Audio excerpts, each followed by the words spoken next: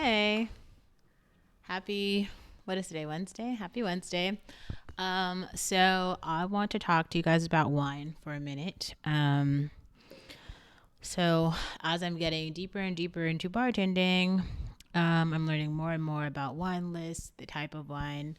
So like, if you see wine, there's a couple things you want to know. First, you want to know like the manufacturer of the wine. So I bought this bottle at Whole Foods, I believe.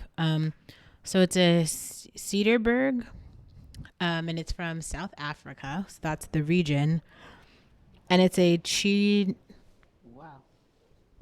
Oh, sorry, I didn't even know my door was open.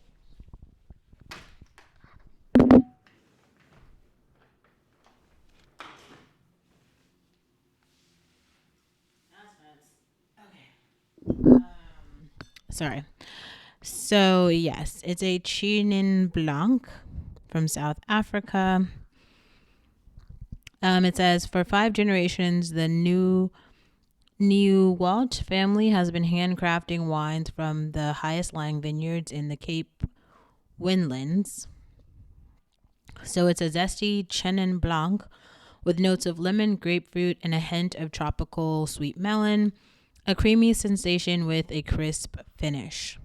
Um, so got a South African wine.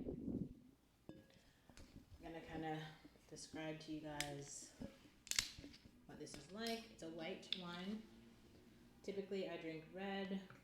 I have not ordered any wine glasses yet, so. And today I actually learned about whiskey. Wow. Okay. So it's zesty. It's almost sparkling, but not like it's not bubbly, but it is like citrusy. Mm, wow, that's interesting. So if you didn't know this, white wines are wines where they take the grape and they take the skin off of the grape and then mush the grape and then go through the wine making process. Red wine, they keep the skin on the grape, which gives the wine the color. I just want to share with you guys some really interesting things I learned today about alcohol.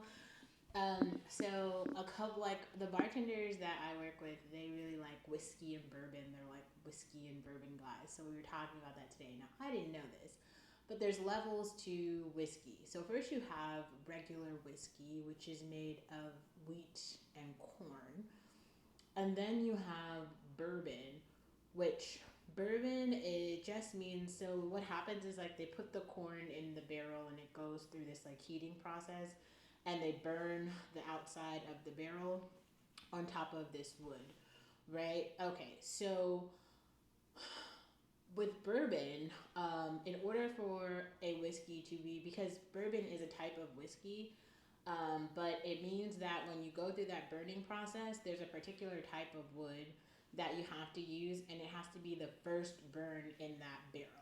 So the first burn in that barrel of a particular type of wood is called bourbon. Anything that's burned in that same barrel after is just called whiskey. And for it to be Scotch, that just means that the wood and the wheat is from a particular place in Scotland. And then I think it also has to do with like the type of wood.